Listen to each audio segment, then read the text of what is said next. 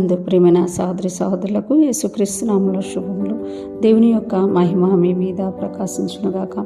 ఈరోజు దేవుడు మనకిచ్చిన మాట గలతీయులకు రాసిన పత్రిక 2వ అధ్యాయము 4వ వచనం.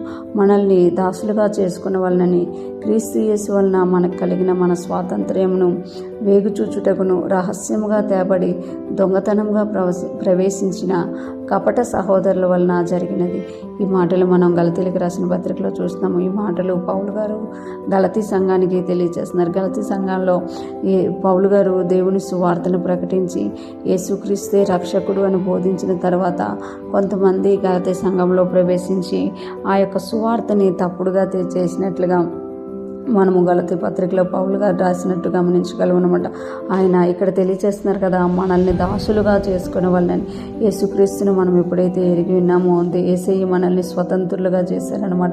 మనము దేనికో దాసురాండ్రులుగా ఉన్నప్పుడు యేసయ్యని మనం ఎప్పుడైతే అంగీకరించామో, సొంత రక్షకుడిగా అంగీకరించామో, అప్పుడు ఆయన మనల్ని ఆ దాసత్వంలో నుండి బయటికి తీసుకొచ్చారు. కానీ కొంతమంది అంట మరలా మనల్ని ఏం చేయాలనుకుంటున్నారట, దాసులుగా చేసుకునే వాళ్ళని, అంటే యేసయ్య ఇచ్చిన స్వాతంత్ర్యమును మనలో నుండి దొంగిలించాలని కొంతమంది బయలుదేరారు అని ఇక్కడ పౌలు గారు తెలియజేస్తున్నమాట. గలతీ సంఘంలోకి అలాంటి వారు రావడం వల్ల పౌలు గారు వారిని హెచ్చరిస్తున్నారు. ఈ దినాలలో కూడా చాలామంది క్రీస్తు ఇచ్చిన స్వాతంత్ర్యమును అనుభవించకుండా దాసులుగా చేసుకొని వారిని రూల్ చేయాలని, వారి ద్వారా వారి సొంత కార్యాలు చేసుకోవాలని చాలామంది ఆశపడుతూ కపట సహోదరులుగా ఉన్నారు అనమాట.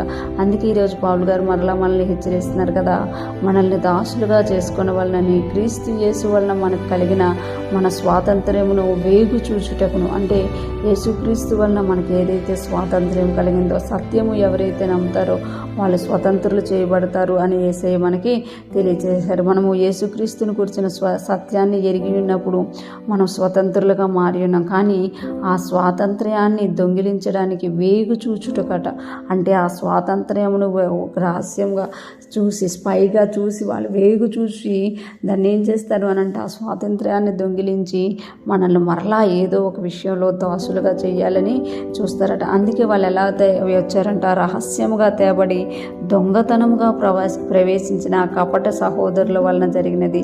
రహస్యముగా యేసుక్రీస్తు సువార్తలో అంతా కూడా వివరణగా ఉందన్నమాట. కానీ వీళ్ళు రహస్యంగా వచ్చి దొంగతనముగా చొరబడ్డారంట. దొంగతనముగా ప్రవేశించిన కపట సహోదరులు, అంటే మనతో పాటు ఉంటూనే ఉంటారు కానీ వారిలో కపటం ఉంటుంది అనమాట.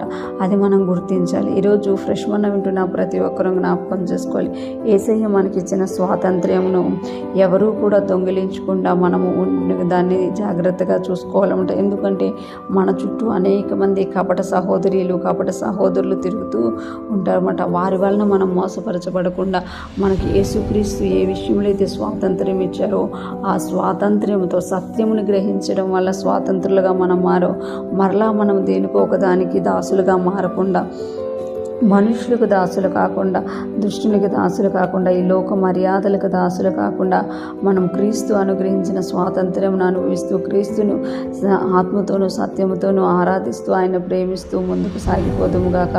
కపట సహోదరులు మనకు ఎదురైనప్పుడు, మనతో ఉన్నప్పుడు వారిని గ్రహించే శక్తిని మనకు దేవుడు దయచేయాలని మనం ప్రార్థించి అటువంటి వారి నుండి మనము దూరం అవుదుముగాక. దేవుని కృప మనల్ని ఆవరించి నడిపించునుగాక.